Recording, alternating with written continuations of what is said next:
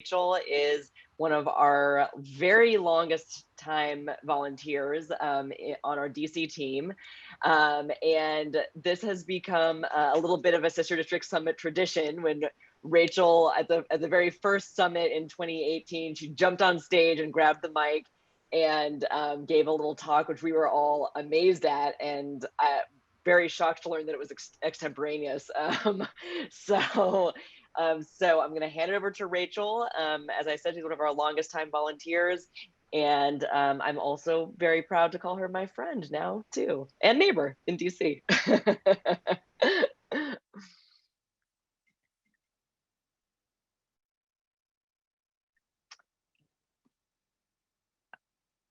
Co-host, I think we need to get someone to unmute. Okay, we're good. We're good. I couldn't unmute myself, but I think my husband is like, that's not even possible.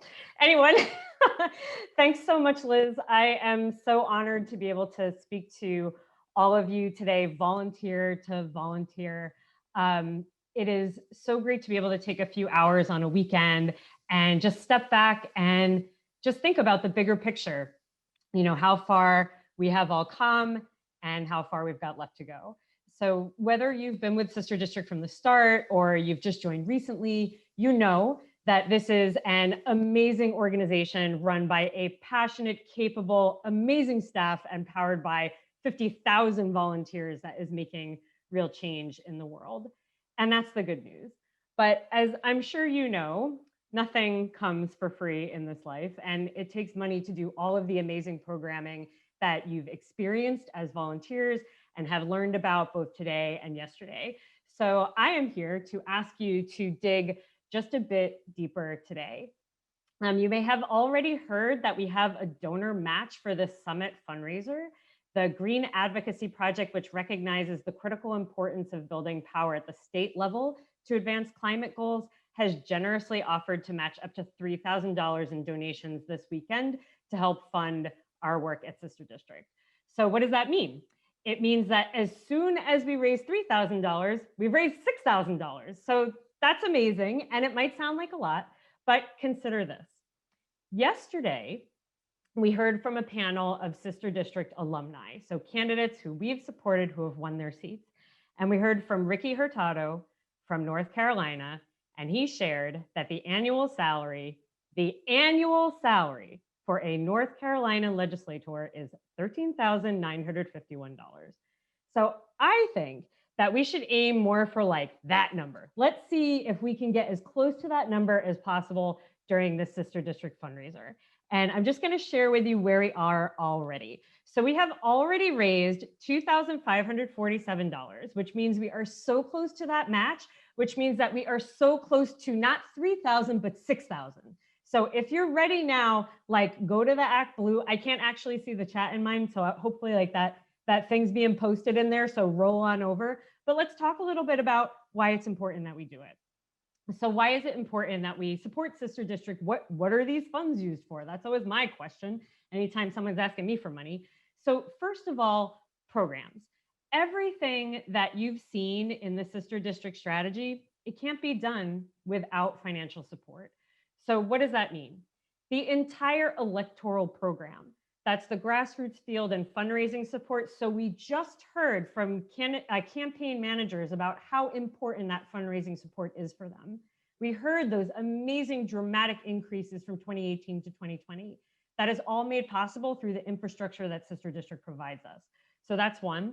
Direct support to candidates. So that's actually personalized assistance and resources to candidates themselves throughout the campaign cycle, youth organizing, and data-driven electoral race targeting.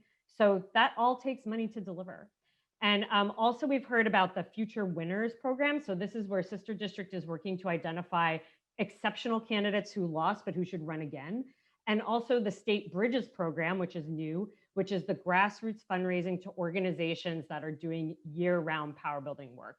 So all of that is being supported by the operational funds that we are raising over these 2 days. So what's it worth to you? And first of all, I do want to acknowledge that some people are maxed out and might have had and possibly are continuing to have a very tough year financially. but I know that there are many of us who are financially doing just fine. And I think that depending on where you are and in what sector you're in, there might be some of us who have had their best year ever. So let's think about all of the things we're not spending money on. So you maybe you can tell, but I haven't had a haircut since February of last year. So that costs about $85 here in DC. I don't get my hair colored, it's all natural. But if you do, you can add in that price. And of course, then there's tips. So let's just round that up to like an even 100 or 120. Is the price of a good haircut worth it to you to support the fabulous work that we are doing here today? And I will say, hand on heart, it was to me before I got on this call. I re-upped my donation by $150. So I've just gotten an update that says we are now at 2,914. Who is willing to give up their $85 haircut that you're not getting anyway to get us to the match? Let's see if we can do it during this time. What else? What else are we not doing? So I haven't eaten out in a restaurant in months, not even a regular restaurant, much less a high-end tasting menu, Michelin-starred shebang. That could run you up to 200. Actually, that would probably start at $200 a head. That's not even, you're not even getting the wine pairing at that level. So just imagine for a moment that you're in that restaurant and you're getting your savory taste of the main and the bubbles of the champagne and the sweetness of dessert. It's so good. And there's that super friendly waiter coming over to ask you how you are. That's just your one night of niceness and excitement and entertainment. Now imagine those funds going to savor our wins, the sweet bubbles of success and the sweet victories to come. Is the return on investment worth it to you? One night of fun, democracy forever. I think it's a pretty good trade-off. So what else is Sister District using these funds for? They're also using them on tech. That means keeping all of the data in order. We've heard a lot about data this morning from Gabby and Mallory. Keeping all that data in order so that we can analyze and research and improve systems and roll out new tools like Mobilize. All of those things that benefit us as volunteers.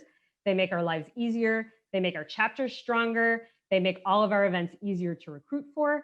And it all costs money, honey. So how about trips? How about trips? I'm certainly dreaming of some. I've not gotten on an airplane, and I read that airfares have dropped dramatically. The average price of a domestic flight right now is $196. I'm not getting on that flight, but would I invested in Sister District? Hell to the yeah. Yes, I would. So yesterday, we heard a lot about the awareness gap. It is real. People still don't understand the importance of state level races. There is still so much we need to do to educate people about state legislatures, and your support helps Sister District publish information about these races and how important they are. So we're coming close to the end of my time. Let's do a quick check-in to see where we're at. We are at $3,146. We are so close to, so I think we've hit the match. So let's think about how much further we could actually go. Could we raise even a little bit more? So let's think about the world we're trying to build together, the changes we want to see, and the challenges ahead.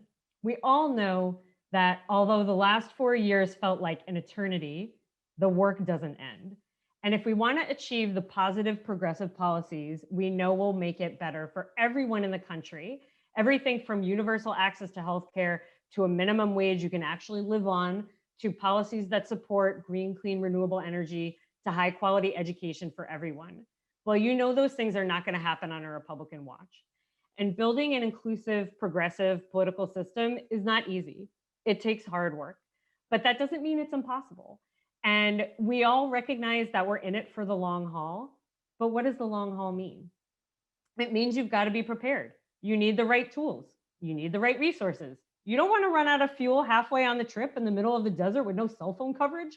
So now is when we have to prepare to get ready for the challenges ahead and to take advantage of the opportunities. So I'm just going to check in one more time. So I have heard that we have raised $4,464. I cannot do math in my head. Lindsay, who is sending me these texts, these minute by minute texts, if you could send me the total that we've raised, including the match, that would be awesome, so that I can have the fun of announcing that.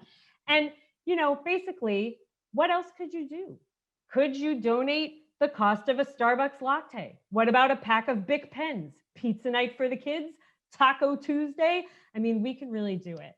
And I'm just going to check in because I know that we are very close to the end. So I'm going to ask Lindsay to send me one final update, and then I'm going to turn it back over to Liz to send us on our way. Of course, now it's not coming in. Anyway, thanks so much, everyone. Hopefully that will come in. Okay. So we have done an awesome job here today. I think the infrastructure that we're building is great for times to come, and it is amazing. And I think that we reached the match. So we're still raising more money. I have to say, I'm not entirely sure what I'm seeing here, but that's how amazing it is.